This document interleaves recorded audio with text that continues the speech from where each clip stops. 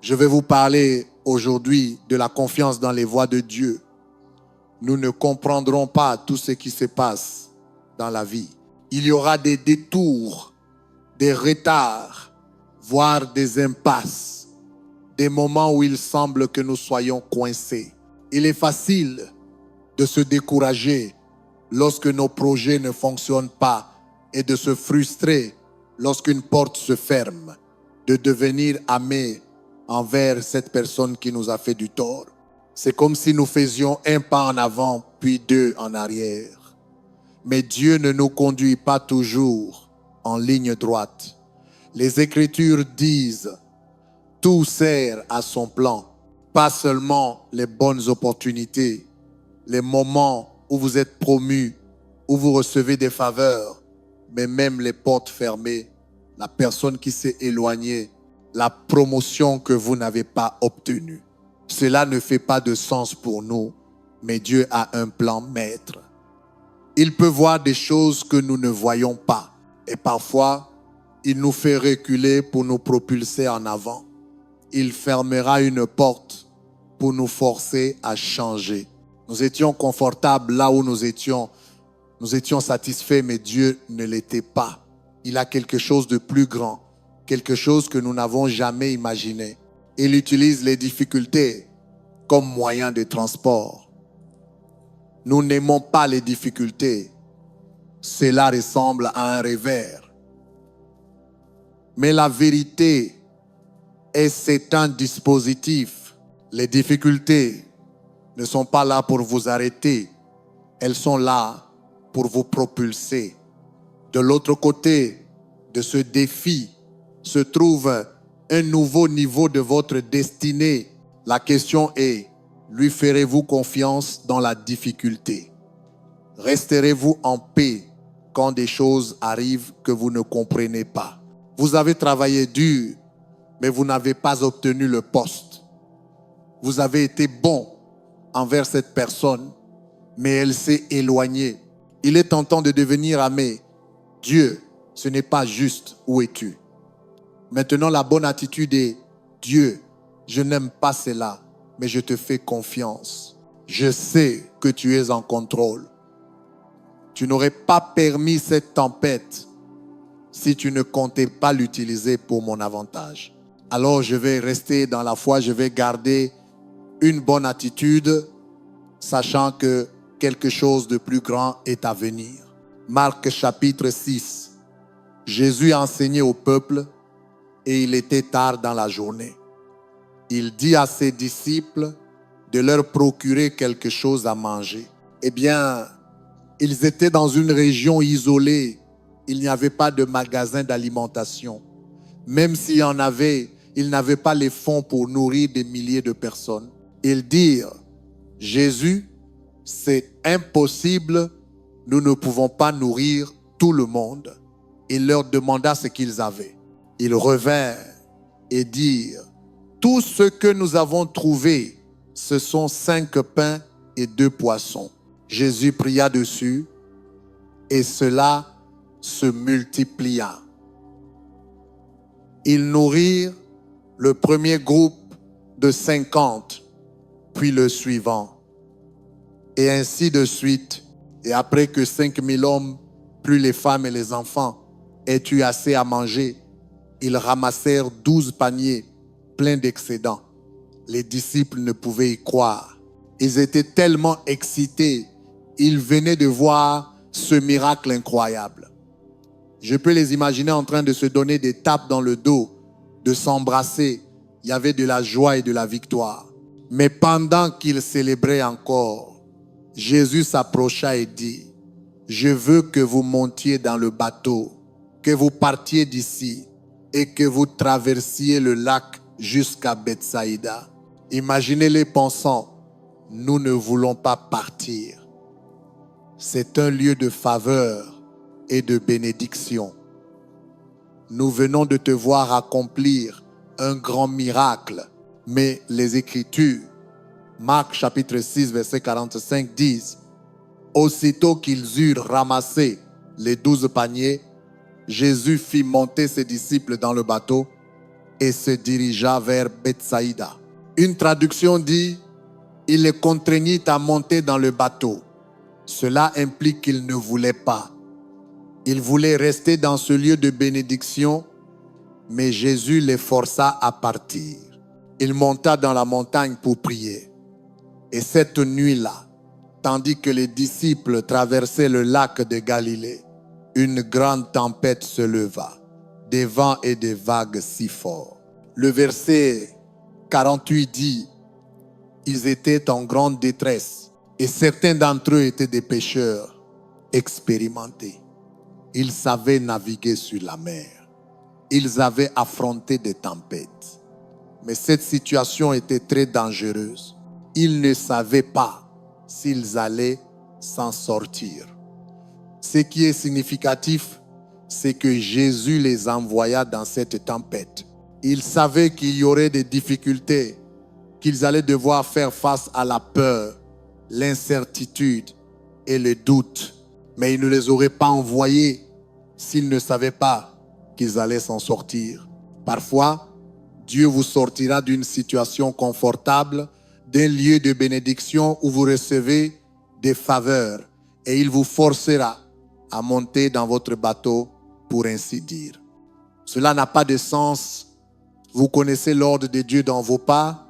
Vous avez vu ces bénédictions, mais maintenant, les vents et les vagues. Dieu, je n'avais jamais pensé que j'allais affronter cette difficulté, ce problème médical, ou cet enfant qui est hors de cours. Vous vous retrouvez dans une tempête. Puis-je vous encourager? Dieu n'aurait pas permis la tempête si vous n'alliez pas arriver de l'autre côté. Si cette tempête devait arrêter votre destinée, il ne vous aurait jamais forcé à monter dans ce bateau. Si cette difficulté devait vous détruire, il ne vous aurait jamais fait quitter ce lieu de bénédiction. La raison pour laquelle Dieu vous a envoyé de l'autre côté du lac, c'est parce qu'il a de plus grandes choses pour votre avenir. Oui, vous avez vu un miracle comme celui de la multiplication des pains pour 5000 personnes. Oui, Dieu a été bon envers vous. Il a pourvu, il vous a protégé, il a ouvert des portes. Vous pourriez être satisfait, mais vous n'avez encore rien vu. Dieu vous aime trop pour vous laisser manquer la plénitude de ce qu'il a prévu pour vous. Les disciples étaient là, au milieu de la tempête, essayant de maintenir le bateau à flot. Quelques heures plus tôt, ils célébraient une grande victoire, passant le meilleur moment de leur vie. Et maintenant, ils luttaient pour leur vie. Je les entends dire, qu'est-ce que Jésus avait en tête? Pourquoi nous a-t-il dit de monter dans le bateau et de traverser le lac? Ils savaient qu'il y aurait une tempête. Ils étaient confus, frustrés. Vous ne comprendrez pas tout ce que Dieu fait. Les Écritures disent, ces voies ne sont pas nos voies. C'est ça la foi. Faire confiance quand ça n'a pas de sens. Faire confiance lorsque Dieu vous retire d'un endroit béni. Vous vous retrouvez dans une tempête qui semble vouloir vous vaincre. Tandis que les disciples luttaient pour survivre, heure après heure, inquiets. Comment allons-nous nous en sortir? À 3 heures du matin, Jésus marchait sur l'eau, prêt à les dépasser. Ils pensaient que c'était un fantôme et ils crièrent de terreur. Il leur dit, Marc chapitre 6, verset 50, « N'ayez pas peur, je suis là et tout ira bien. » Vous êtes peu, être dans une tempête aujourd'hui. Des choses se sont opposées à vous, votre santé, vos finances ou votre relation. Vous pourriez vivre en étant contrarié, inquiet, ne pas pouvoir dormir la nuit. Dieu vous dit, tout ira bien, je suis là avec vous. Je ne vous aurais pas laissé dans cette tempête si vous ne deviez pas en sortir. Maintenant, soyez calme et sachez qu'il est Dieu. Il ne vous a pas abandonné dans le passé. Il ne va pas commencer maintenant. Lorsque vous êtes en paix, c'est un lieu de pouvoir. Lorsque vous faites confiance dans la difficulté, vous allez sentir une force, une résilience pour surmonter l'opposition, pour surmonter ce qui tente de vous arrêter. Jésus marcha vers eux et monta dans le bateau avec les disciples. Il est intéressant de noter qu'il n'a pas arrêté la tempête. Il n'a pas parlé aux vagues et au vent comme il l'a fait une autre fois. Il n'a pas dit « paix, sois calme » et tout est redevenu calme. Cette tempête devait suivre son cours. Les disciples se dirigeaient vers Bethsaïda, mais les vents étaient si forts qu'ils les ont poussés vers une autre ville. Le verset 53 dit « Lorsqu'ils arrivèrent à Génézareth, de l'autre côté du lac, ce n'était pas une erreur si les vents les ont poussés ailleurs. » Bethsaïda était un endroit désert, une terre stérile qui n'était pas souhaitable, pas fertile. Mais la tempête les a poussés vers Génézareth. C'était un jardin d'abondance, un lieu prospère, un paradis, l'endroit le plus beau de Galilée. Lorsqu'ils arrivèrent, les gens reconnurent bien sûr Jésus. Ils commencèrent à amener les malades de tous les villages, de toutes les villes environnantes. Ils les déposaient dans les rues et sur la place du marché. Jésus passa et les guérit tous. Même lorsque Jésus ne pouvait pas les atteindre, il venait et touchait le bord de son manteau et ils étaient guéris. Les disciples étaient déçus d'avoir dû quitter l'endroit où ils avaient vu Jésus multiplier la nourriture, où ils avaient vu ce grand miracle. Ils ne se rendaient pas compte. La raison pour laquelle Jésus les avait forcés à monter dans le bateau, qu'ils devaient traverser le lac et même affronter une tempête, c'était pour qu'ils arrivent dans la terre des miracles. Pas juste une bénédiction, mais une abondance de bénédictions. Ils pensaient aller à Bethsaïda, un endroit stérile, mais remarquez ce que la tempête a fait. Elle les a poussés vers un endroit d'abondance. Si la tempête ne cesse pas dans votre vie, c'est qu'elle n'a pas encore rempli son but. Vous devez faire confiance à Dieu, savoir qu'il a votre meilleur intérêt à cœur. Ces vents ne vous souffleront pas vers Bethsaïda, un lieu stérile. Ils vous souffleront vers Génézareth, un lieu d'abondance. La tempête est un dispositif. La porte fermée, le retard, la personne qui est partie, tout cela vous conduit vers quelque chose de plus grand. Et l'ennemi chuchotera. Eh bien, tu étais béni, mais regarde où tu en es maintenant. Tu as été forcé dans cette tempête. Tu vas vers un lieu stérile, vaincu, brisé, solitaire, accablé. Ne croyez pas à ces mensonges. Il ne vous dirait pas cela s'il ne savait pas. Vous vous dirigez vers Génézareth. Vous ne seriez pas dans cette tempête si vous n'alliez pas vers quelque chose de plus grand. Vous allez sortir dans un endroit d'abondance, une grande faveur, une grande santé, de grandes relations, pas juste béni, mais une abondance de bénédictions, quelque chose que vous n'auriez jamais vu sans avoir été forcé dans le bateau, sans avoir quitté le lieu confortable, sans être passé par la tempête. Les psaumes, chapitre 66, verset 12 le dit ainsi: nous sommes passés par le feu, par l'eau, pour arriver dans un lieu d'abondance. Vous ne verrez pas la grande abondance sans passer par quelques feux, par des inondations, par des tempêtes. Il est tentant de se décourager.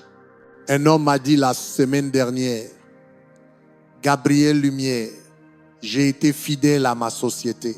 Pendant plus de 30 ans, je leur ai donné le meilleur de moi-même, mais ils n'ont pas été fidèles envers moi.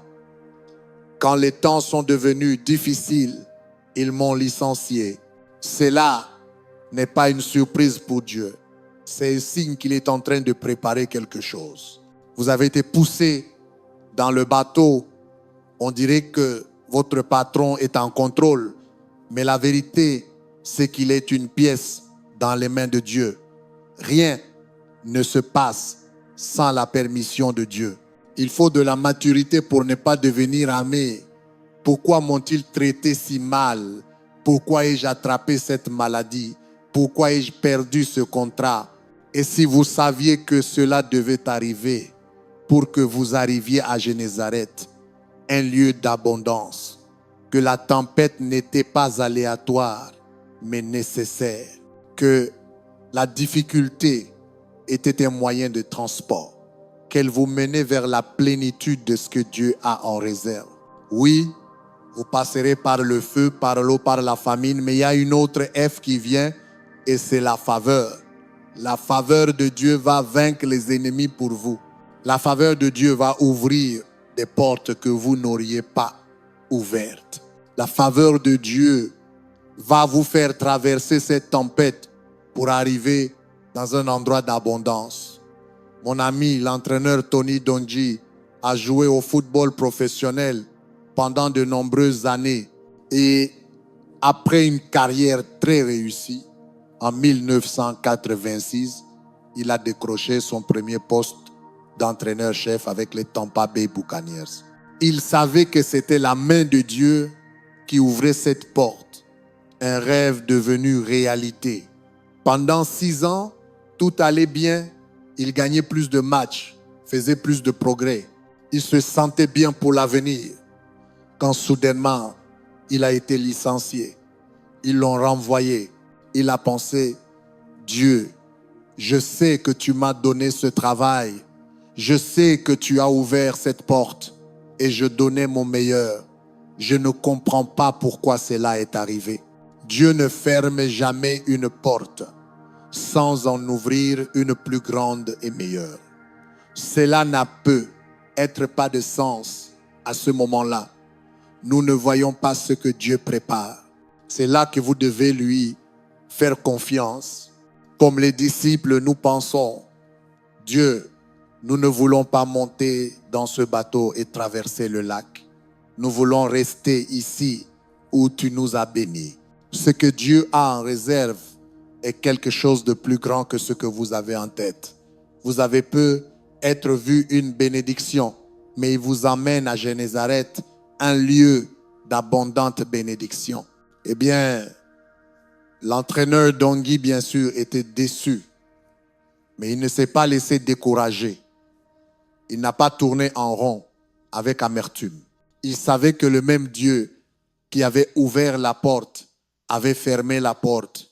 Les Écritures parlent de Dieu comme notre gardien de porte. Il est en contrôle des portes dans notre vie. Nous célébrons quand il ouvre des portes et nous apporte des opportunités et de bonnes bénédictions. Mais pour nous amener vers quelque chose de plus grand, parfois il doit fermer une porte. Si vous ne réalisez pas que Dieu est votre gardien de porte, si vous ne lui faites pas confiance pour vos portes ouvertes et fermées, vous serez frustré lorsque vos projets ne fonctionneront pas, contrarié lorsque vous monterez dans le bateau, ou aimé lorsque cette personne s'éloignera. Avant, je remerciais Dieu uniquement pour mes portes ouvertes. Mais maintenant, j'ai appris à le remercier pour mes portes fermées. Dieu fermant une porte ne vous protège pas seulement, mais il vous prépare à quelque chose de meilleur. Peu de temps après que l'entraîneur Dongi ait été licencié, il reçut un appel téléphonique de l'équipe de football des Indianapolis Colts, leur demandant s'ils seraient intéressés par leur poste d'entraîneur principal. Il obtint le poste et 3 ans plus tard, ils remportèrent le Super Bowl. Il m'a dit, Gabriel Lumière, si je n'avais pas été licencié, je n'aurais jamais gagné.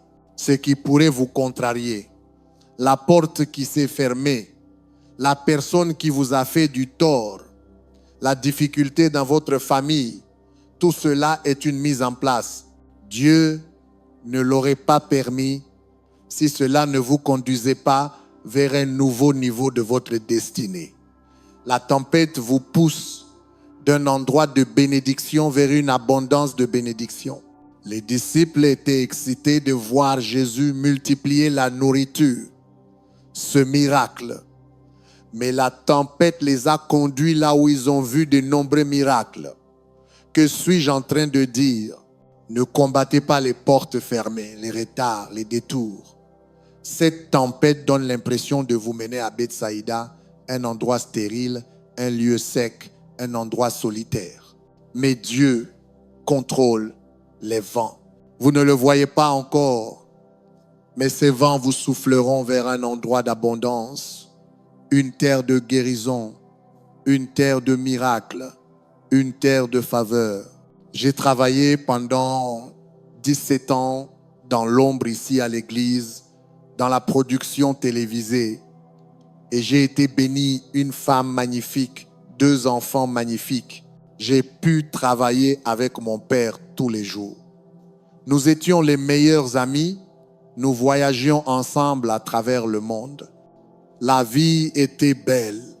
Puis mon père est parti de manière inattendue avec le Seigneur. À 77 ans, il est mort d'une crise cardiaque. Je ne m'y attendais pas. Soudainement, je me suis retrouvé dans une tempête. Comme les disciples, je n'avais pas choisi de monter dans ce bateau. On m'y a forcé. Parfois, Dieu ferme une porte et vous n'avez pas le choix. J'étais confortable là où j'étais. Je ne voulais pas me mettre devant les gens. Je ne savais pas que cela était en moi. Je pensais que je ferais de la production télévisée toute ma vie. J'étais satisfait. Mais Dieu sait ce qu'il a mis en vous. Il y a des dons et des talents que vous n'avez pas encore découverts. Un potentiel qui sommeille en vous.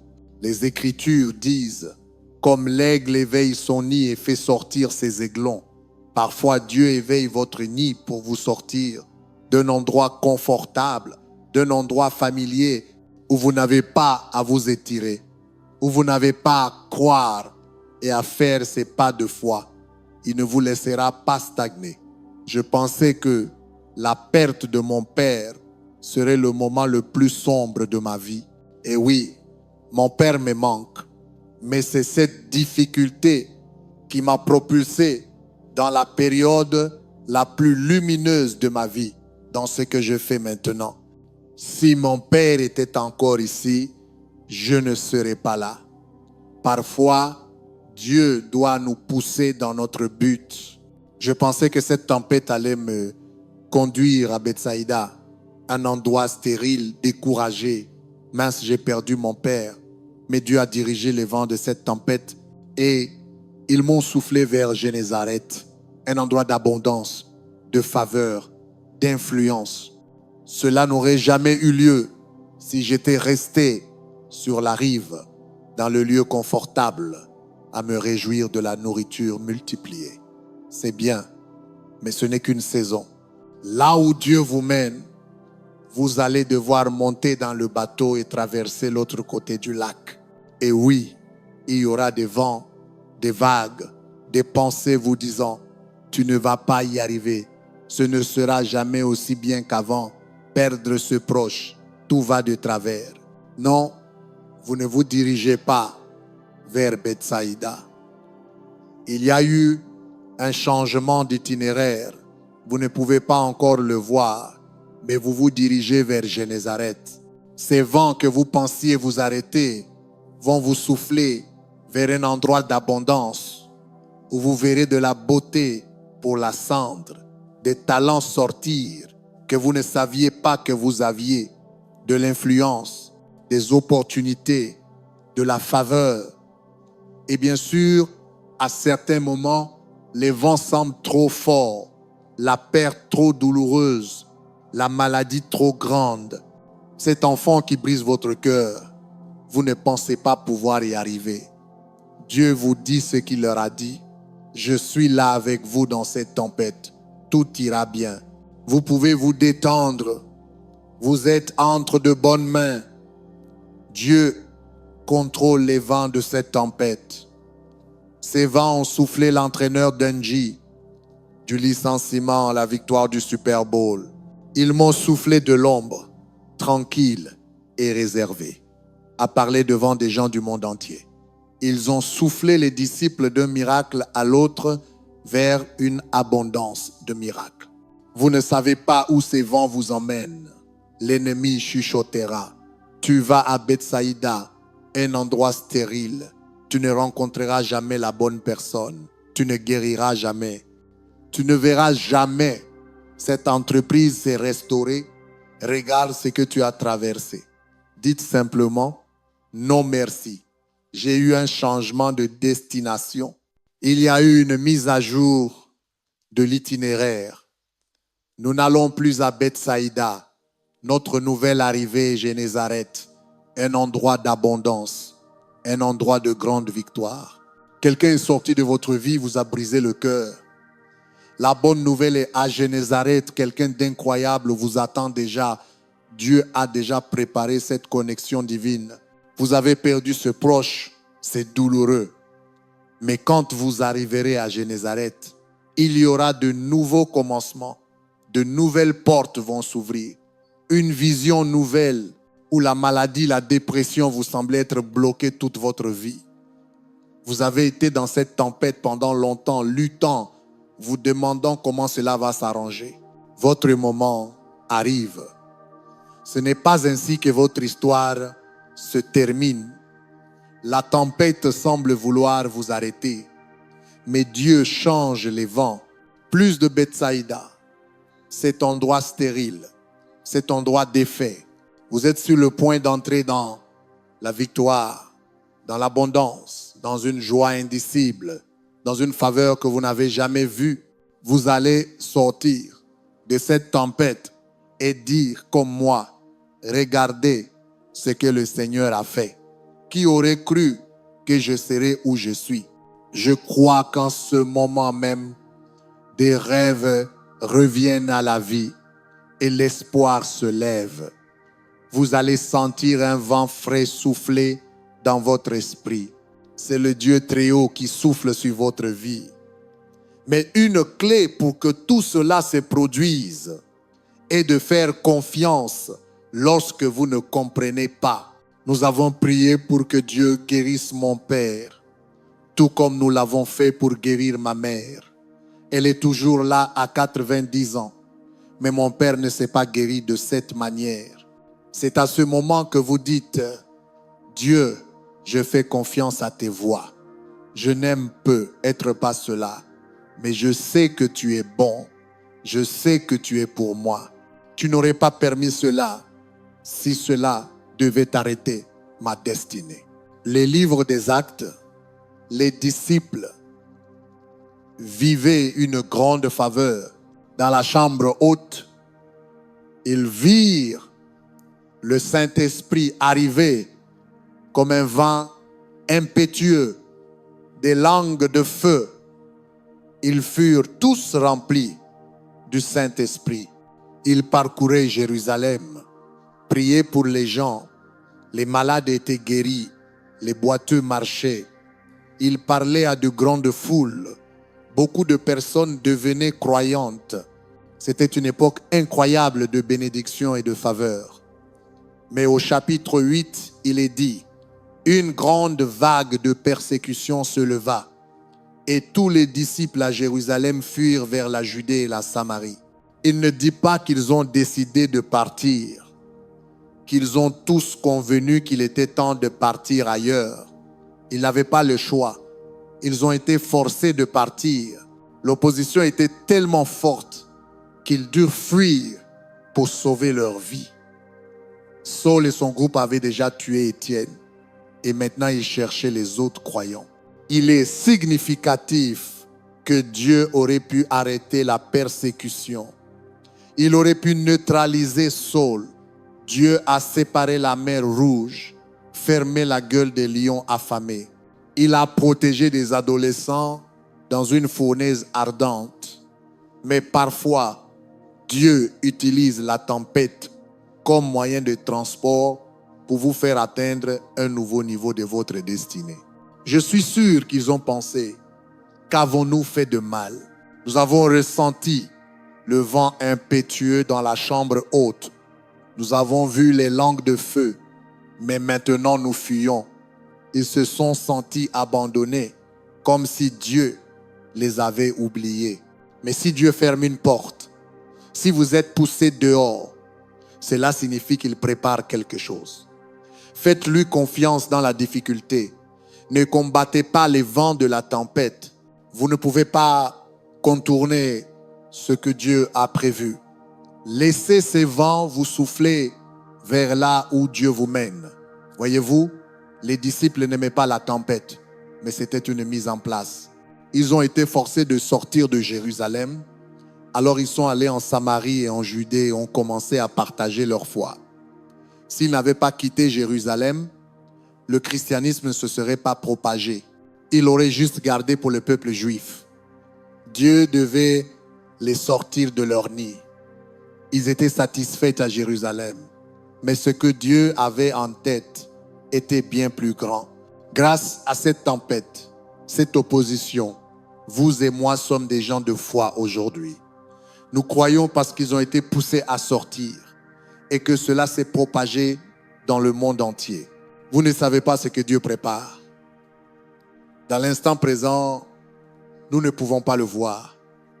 Tout ce que nous savons, c'est que nous sommes dans une tempête que nous n'avons pas choisie. La persécution nous a poussés dehors. Un ami s'est éloigné. Le contrat ne s'est pas concrétisé. Le rapport médical n'a pas évolué. Dieu dit, je suis toujours en contrôle. Je suis toujours en train de diriger vos pas. Tout va bien se passer pour vous. Tout sert à son plan. Maintenant, faites-lui confiance quand vous ne comprenez pas. Faites-lui confiance quand cela n'a pas de sens. Quand les choses ne semblent pas justes. Les pensées chuchoteront. Mec, tu vas à Bethsaïda, un endroit stérile. Tu seras toujours en difficulté, ignoré, toujours malade, toujours seul. Non. Ce que vous ne voyez pas en ce moment, c'est que ces vents vous soufflent vers Génézareth, vers un jardin d'abondance, vers un endroit d'abondance, un endroit saint, un endroit épanoui, un endroit victorieux. Dieu ne vous a pas amené jusqu'ici pour vous laisser. Récupérez votre feu, récupérez votre passion. La meilleure partie de votre vie est encore devant vous. Cette perte n'a pas arrêté votre destinée. Ce qui ressemble à votre heure la plus sombre, comme Dieu l'a fait pour moi, va vous propulser dans votre heure la plus lumineuse. Les personnes qui se sont éloignées, elles n'ont pas arrêté votre but. Elles ont dû partir pour que vous puissiez rencontrer quelqu'un de mieux, une connexion divine. La porte qui s'est fermée, ils ont été poussés hors de Jérusalem. Elle devait se fermer pour que vous puissiez entrer dans de plus grandes choses. La tempête donne l'impression d'un revers, mais en réalité, c'est une mise en place. Dieu travaille dans l'ombre, vous mettant en position pour aller là où vous n'avez jamais rêvé. Vous n'avez pas vu, entendu, ni imaginé ce que Dieu a préparé pour vous. Maintenant, faites confiance à ses voix. Si vous faites cela, je crois et déclare, ces vents qui devaient vous défaire, Dieu les change en ce moment. Vous êtes sur le point de souffler dans la faveur, la guérison des percées. Vous allez arriver dans un endroit d'abondance, une abondance de santé, une abondance de joie, une abondance de ressources, la plénitude de votre destinée au nom de Jésus. Et si vous le recevez, pouvez-vous dire Amen. Amen.